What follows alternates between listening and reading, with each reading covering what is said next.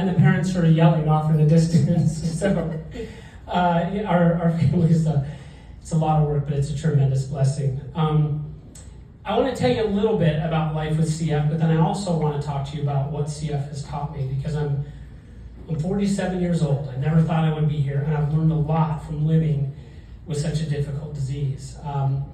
I wasn't diagnosed with CF until I was 6 months old, and I was born in Berlin, Germany. My dad and mom were over there, and then moved back to the States 3 months later, and I was really sick and nobody knew why. My mom's mom had died when she was 16, so she didn't really have anybody to tell her that feeding your baby every 45 minutes around the clock wasn't normal. She thought it was colic, so she gave me brandy, which we joke now, like that's probably why I have such a positive attitude, but it's not really the best way to raise a kid. So, at 6 months old, she was here in the States and was in a doctor's visit, and completely offhandedly mentioned to one of the nurses that my head was so salty when she kissed it, it burned her lips. And that nurse knew that was the wise tale to tell if the kid had CF, because our skin is super salty. And that changed everything for me once we figured out the disease. We lived in Great Falls, Montana at the time. The pediatrician that we had knew very little about CF, except that it was not good. I was born in 1975. So they informed my parents that the life expectancy was 2 to 3 years old. And I now that I'm a dad, I think of what that had to be like to hear that as a parent. You know, that it's your first kid. To that point, my sisters hadn't been born yet, and they were just wildly excited. And then to realize this kid isn't even going to live very long was incredibly difficult news. I did obviously live past 2 or 3, but at that time it was really elementary school age was kind of the marker. And what they explained to my parents was CF, and Pam kind of explained this, CF really impacts your body in 2 ways. Essentially, it's a genetic disease that within your cell happens a sodium chloride transfer. So Na and Cl, when they mirror together, make sodium chloride or salt, and that attracts water.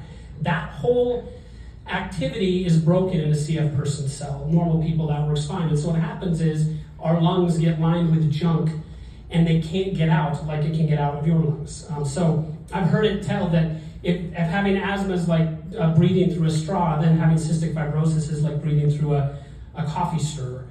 Honestly, my lungs have never been normal, so I have no idea if that's a good approximation. But it fills your lungs with thick, junky mucus, and you have to do treatments every morning and every night to try to rid yourself of that.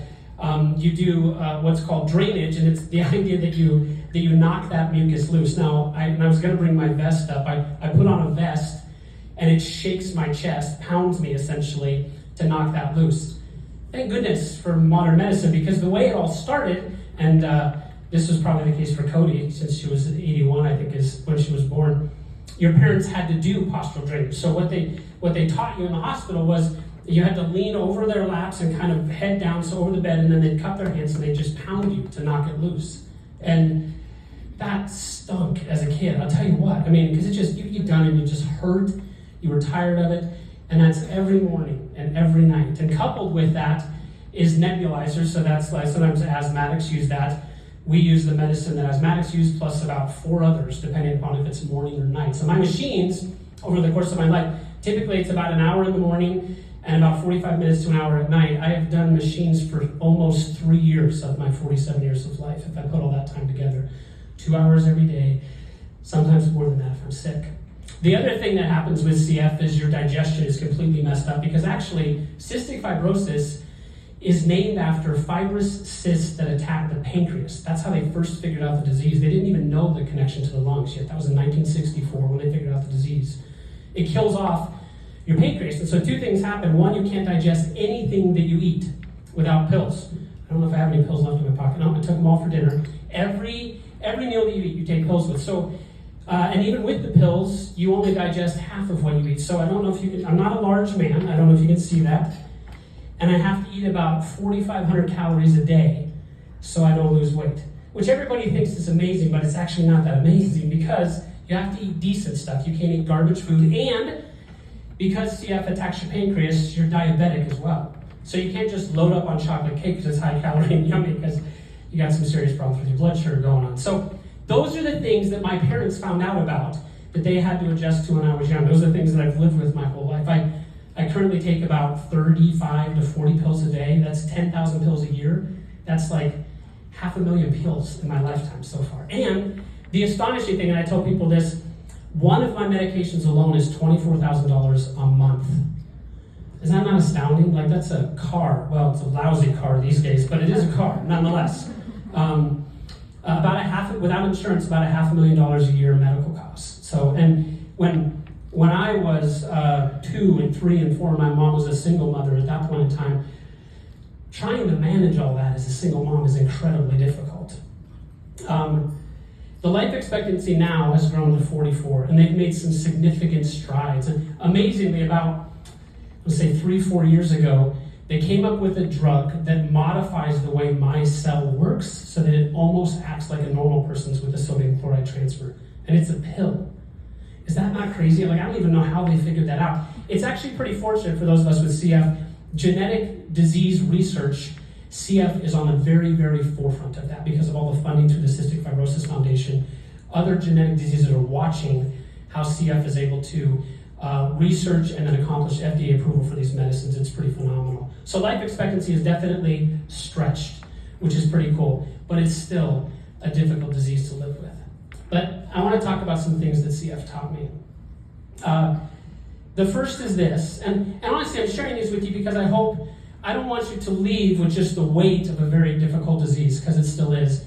I want you to understand that it's really an amazing opportunity. I don't think I've ever met a CF parent, a CF person. You look at them and you think, man, these people are so brave. Like, they're astonishing people, and it's because living with something like that changes your perspective of life. The first thing that I've learned is that everyone goes through tough stuff, so focus on what you can do. I asked my mom, when I was old enough, she kind of knew what the disease was, how she decided to raise me. Because in 1975, essentially the idea was put them in a bubble. I mean, every 6 months you go in and get IV antibiotics because pill antibiotics don't work anymore to kill your infections, and you go into the little bubble tent in your room. You can't leave your room. I remember that over and over and over again in elementary school. And it was like, just protect them and keep them away from other kids because they'll get sick, and that'll lead to more loss of lung function. And my mom decided early on that we were going to live as normal of a life as possible, however long that was going to be, that it had to be a normal life, and we were just going to do things. She ran a daycare at the time, which is probably the worst possible person to put it. Like, you should never put a CF kid. But, it was like, we're just going to do life. And we're not going to let, CF is very real and very weighty, obviously, but that's not going to dictate who we are and what we do completely. So my rules for school were the same as my sister's. You either had to be throwing up or bleeding, otherwise you went to school. So you got up and you're like, I don't feel good. That's awesome. Eat your breakfast and go to school. My kids can relate to that rule now. I asked one of the things that really has helped me, I've been fairly dedicated to doing those machines, I call them, the vest and the nebulizer. And I asked my mom, how did you get me to do that? Because most CF kids go through long spells where they just don't want to, because you just want to be normal. I mean, I remember, I was probably 7, I remember sitting in our upstairs room looking out over the sidewalk, and my friends are all out there playing football, and I'm sitting there. By this time, I think I had a handheld electronic thumper for my lungs, and I'm doing my nebulizer, and tears are streaming down my face, and I'm telling my mom, I just want to go outside and play. I just want to be like them. Why can't I be like them? So I asked her, I'm like, how did you get me to do my machines and not skip? And she said, well, when you were 5, you went through a period where you would argue. I would argue with her a lot about, I don't want to do them, I want to do them. It was a couple months before Christmas, and so she sat me down and she said, if you don't do your machines, you'll be dead before Christmas and you'll never see Santa. And so I have a little bit of trauma from that, but I also do my machines. So she said, for whatever reason, that worked, and you always just do. One of my favorite memories, she tells this story, and I remember this story. Doctors back then, they said, don't exercise these kids, because we don't know what it's going to do to their lungs. Obviously, we figured out since then, you got to exercise all you can. So she would take me running with her. At the time, she was training to be a firefighter. She actually is the first paid woman firefighter in the history of the state of Montana. Cool. And so she would run. I remember she'd strap these ankle weights on, and we'd run around the block, and she'd make me run with her. And the entire time I would whine, "You're trying to kill me. Why are you making me do this? You hate me." And I asked her, I'm like, "How did you know that was?" She's like, "As long as you had enough breath to whine, I knew you were doing all right." So we just stopped whining, and I was like, "Okay, we got to slow down for the kid." But she put me, like, contrary to doctors, she put me in every single possible sport. If I was interested, I was in. I played soccer. I played one very dreadful year of hockey. That was not a gift of mine. I played tennis. I loved tennis. Basketball. I played a year of football. I was the only third stringer on our team because I was so teeny. I think they were afraid I was going to get killed. And honestly, I've always loved to run, which is pretty crazy. Just to think about those times with my mom and her instilling that love for exercise in me. But she really, she did from above watch to make sure if she was pushing me too hard, but essentially she pushed me just like she pushed my sister. The expectations are, you're normal, and just lead a life. Don't focus on the CF side of it. Just do the part that has to keep you healthy, and then live life. When I was 12 years old, I was in Denver for spinal surgery. I have a fatty tumor in my spinal cord that's wrapped up in there. So they did surgery, they could only get part of it. Anyway, I'm down there, and I'm feeling sorry for myself as a 12-year-old that my life is really hard because I have CF, and now I got a tumor in my spine on top of it. And I'm sitting in the pediatric wing of the neurological center in Denver, and I meet this girl who's 12, just like me. And so we're sharing stories, and she had 16 brain operations in 12 years and had spent more of her life in the hospital than out. And it was then that I realized that I can't complain about anything because there's always people that are in more difficult circumstances. And so what I learned was I don't focus on how hard CF is because there's a lot of other things I can focus on that are great, a lot of other things that I can put my eyes towards, because life is hard. I can't expect that life will be fair. I can't hope that life will be normal because neither one of those things exists. It's a broken world with sickness and disease and a lot of unfair things that happen, but I can have a right attitude and recognize there's a lot of things that I can give my energy to that are positive. There's a lot to live for. Secondly, I remember I'm a Bobcat. Woohoo, go Bobcats. I graduated in engineering in 1997. Which I realize now when you say 1990-something, everybody thinks you're old. I'm like, that seems so young. Like, that's crazy. It's 25 years ago. As a sophomore at Montana State, I was leaving North or South Hedges. I think I was visiting a friend. And clear as day, I was telling my wife this story yesterday. Clear as day, I remember I'm walking along and I realized I'm actually going to make it. And it wasn't that I was going to make it out of college. Don't get me wrong, college is difficult. I realized I was going to live past college. And it's almost like I didn't know what to hope for next. Because growing up, you do know. I mean, one of my earliest memories of CF is going to the funeral of a Girl Scout. She was probably 7, I was probably 9. I think my mom must have been friends with her mom somehow.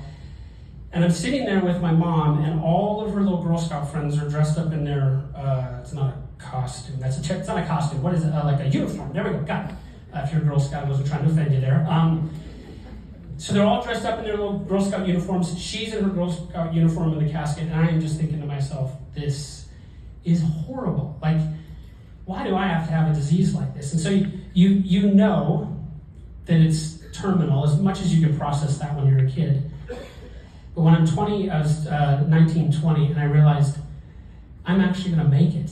And so I think I just thought, well, I'll just go to college because I really like math and science, and I'm not sure what's going to happen. And my health definitely took a hit in college, but I realized then that I could start to dream. And the best thing happened to me at that moment, this is my second lesson, was I learned to be grateful and to value everything I encountered because I never was supposed to get it.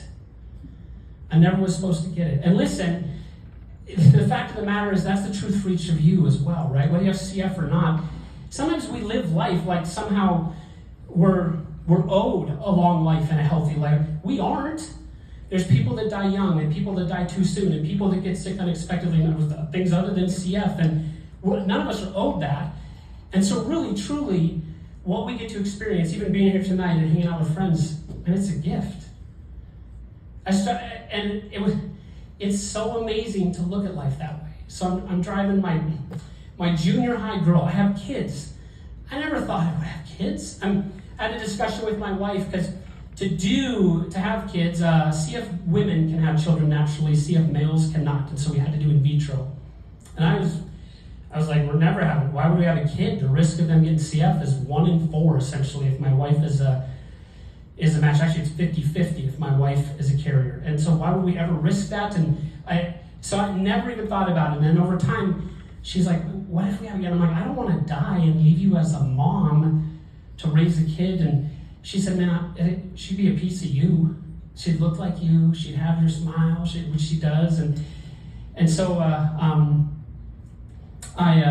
we went down that road and had a kid. I remember her holding her in the hospital, and I thought, this is actually me, not my kid. So I realized, Leah, wherever you are, I forgot to give you the cues you asked for. I apologize. My mom always shows this picture. She's like, look at how skinny your arms were. You were so skinny. I forgot to say, at 6 months old, when they figured out I had CF, I was the same weight as when I was born.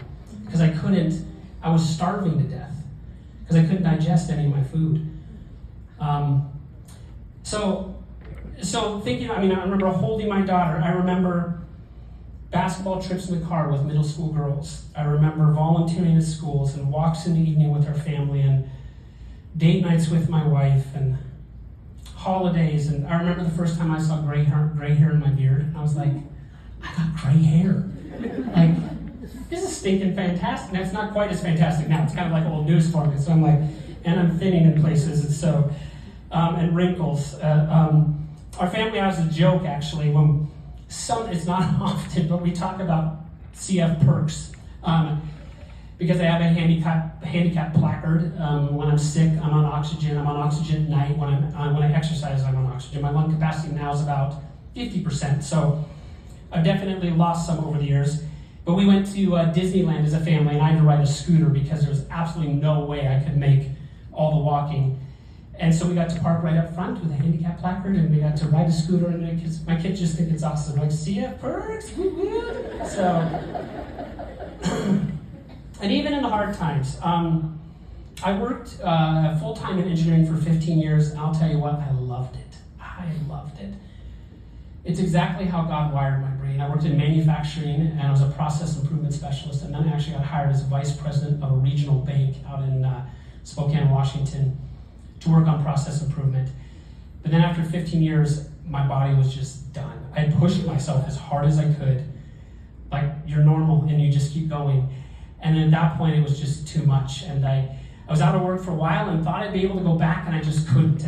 And so it was 2 years of me basically just being at home doing nothing, and us wondering, is this the end? Is this the final kick down?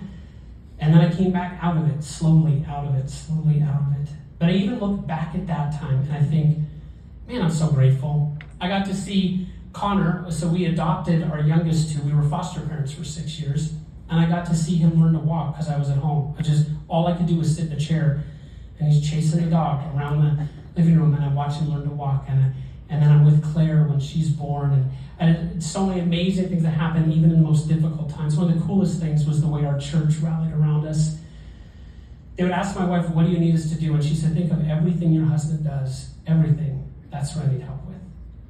So we had people hang our Christmas lights and mow our lawn and shovel our walk and bring us meals. Anytime we're in the hospital, they bring us meals because hospital food gets fairly old. I don't know if you know that. You do that rodeo a lot of times. My friends at work used to tell me, stop using the terminal disease card, Taylor, because we're all terminal, which is true. None of us are guaranteed tomorrow, but we lose focus on that. And CF has always taught me, it's always been right there to remind me to be grateful and to value the life you have. The third thing is to keep dreaming big even when you don't feel like you can. When I was young, certainly the story was you won't live, and my mom just was determined. I think about Ginny and just the way you can tell she was that kind of mom to Cody, like absolutely just determined to will them to live and to just chase dreams. My mom was that way. And a few years ago, I overheard my wife talking to somebody about me and talking about how difficult it is to see your husband diminishing or losing things that you can't get back, losing lung capacity and function, not being able to work anymore. But my wife, I think, believes in me more than I do. And so she was determined to do the same thing my mom did, and push me to still dream. So one of the things she did was she's a nurse. She figured out, we need to get you qualified for oxygen so that you can still exercise, because I loved to exercise. I loved to run. It just, ever since mom drugged me out there and I whined the whole way that she was going to kill me, I was like, somehow that stuck with me. So we got qualified for oxygen, and I was nervous because to me, putting on oxygen is admitting that the disease is beating me. And she said, no, it's not. Let's just do this. You'll be fine. And so we went on a family hike, and then she posted a picture on social media, I remember, and it was like, okay, well, I guess this is real. Like, now I'm an oxygen wearer. And I know that sounds funny, but see if you think like that, because you're trying to figure out, am I still okay? Am I still okay? This is a picture of me in April. I ran Bloom's Day. I did the 5K version. What I have to do, you can't really tell in the picture on the right, I wear an oxygen tank in my backpack so that I can run. And it's been amazing, to be quite honest. What's really cool about this is for me to get healthy enough to run during COVID, I was too scared to go to the gym, and usually it's really smoky during the summers. We had a good summer this year. So this foundation, the Cody Dieruf Foundation, helped buy me a treadmill. And so during COVID, I ran in my basement on a treadmill and got used to wearing oxygen so I could do it. So this is really partly because of your giving and the foundation helping my family. She asked me to tell you this, and I'm still always nervous to admit this, but one of the goal that I have on my plate right now is I want to run a half marathon. The reason, I've always wondered if I could do it, and I just kept telling myself, well, you're getting sicker, you should have done it when you were 25 and you probably could have pulled it off. But I tell my kids all the time, you can't be so afraid to fail that you don't try. And I got convicted, that was me, that's what I was preaching. So the last 2 years I've tried to train for it. Both times have ended with me getting sick too soon, but this last year, I was in May, I was up to 9 miles. The way I do that is I put a tank in my backpack and I run, and I have to do 3-mile loops. I go out and then I come back, and then I have to switch tanks in the car, and then I go out and I come back and I switch tanks in the car. The whole time I'm running, I'm thinking to myself, it actually doesn't matter if I fail because I'm winning, right? Right. And that's actually what I want my kids to know. Like, it doesn't actually matter if in the end you fail. If you tried, you win. Probably one of my favorite memories, and again, this is my wife pushing me, talk about dreaming big. I had the opportunity to go on a mission trip to Nepal. You can hit the next picture there, Liam. There you go. And this is the Himalayas, which are fairly high, higher than Montana, that's for sure. I thought there is no way I could do it, and my wife was just determined to figure out how to make it happen. So these two guys right here, this is me with the oxygen on the left, if you couldn't figure that one out. And then this is my friend Tom and Shane. They were really the ones, along with my wife, that made this trip possible. They hauled all my medical gear all over the Himalayas, because I couldn't carry anything. It was tough enough just to walk. And I just think to myself, I'm so grateful to still dream, even when you think you can't. I mean, okay, so I got a lung disease, and I'm working on half lung capacity. So I'm old. So you're sick. So it doesn't really matter. We just be willing to try. Like, jump into something and try. The last story I want to share, the last thing I want to share before I transition to Pam is this. I told you that I'd gotten really sick, and then probably the last 10 years I've worked my way back to being part-time work, which is really cool. I'm on full disability. I can work about 10 hours a week when I'm healthy, and sometimes that's a bit too much, to be quite honest. But for about 7 years, I was a part-time pastor. A really cool job, and I loved it. And honestly, when a pastor gets up in front of a bunch of people, they can't help but share scripture, right? That's what they do. So I wanted to share one of my favorite life scriptures. It's in Hebrews 12, 1 and 2, and this is one of the founding church fathers, the early church fathers, who's writing this, and he's writing it to new Christians, and he likens life to a race, and that's why I like this verse. It's Hebrews 12, 1 and 2. I'm not going to read the first part of the verse, but the the middle of it says this: let us run with perseverance the race marked out for us. And the Bible actually says, like, you will face many trials in your life. And I kind of talked about that tonight. The idea that your life is easy, and that's a fallacy. We face many trials, and honestly, to run this race, it takes perseverance. And I remind myself of that when I'm running it. And I remind myself of that when I'm having sick days. And I remind myself of that when I'm parenting, and it seems like too much for me right now. But the end of this verse, let us run with perseverance the race marked out for us, and let us fix our eyes on Jesus. It says, the author and finisher of our faith. I want you to know and understand that when I look at my life, I'm actually not the hero of this story. I needed people like my mom, and I needed people like my wife, but the real hero of the story is Jesus. When I was 12 years old, a pastor came to visit me. His friend of my dad came to visit me in the hospital, and he shared about Jesus and just how much God loved me, sent his son to die for me. And I made the choice then, all right, I'm all in. I'm going to love God with my whole heart. I'm going to serve him because he's going to save me. And that is what changed me. That's what changed my perspective on life. It's what changed my heart. I've seen God physically sustain me and meet so many of my needs. And so I realized Jesus is the hero of my story. So I want to turn this back over to Pam, but I want you to know that when you give tonight, so we're going to step into the live auction part, and then I think we have a paddle race. Can I encourage you to be generous? And I know you will, but when you're giving to the 7-year-old version of me that wanted to go play hockey, but had a single mom who couldn't afford the gear. And if something like this would have existed that could have helped with all of that, the sign-up fees, like you're helping the 7-year-old version of me. You're helping moms like my mom. My mom would have loved the women's retreat because the load that parents carry is astonishing. They have a lot of CF metrics to show that parents of CF kids, the rate of depression and anxiety is way higher than normal parents, as you can well imagine. And so something like a women's retreat is an unbelievable gift where parents can really, there's a bond there, almost instant. You share something that very few people can know or understand. But now you found somebody that can really understand it because they're right alongside it in that battle with you. And you're giving to a family like my family now. We endure huge medical costs every year. And this foundation helps with my trips from Great Falls to Billings for the doctor's appointments and all sorts of stuff. So can I encourage you, this means the world to CF families. You being here and your generosity, this foundation being in place is such an amazing, amazing gift. So I want to say thank you from the bottom of my heart. You have supported my family. I want to say thank you on behalf of the other CF families that are in this state. And I'm excited to have a whole lot of fun because this live auction is going to be a blast. Pam?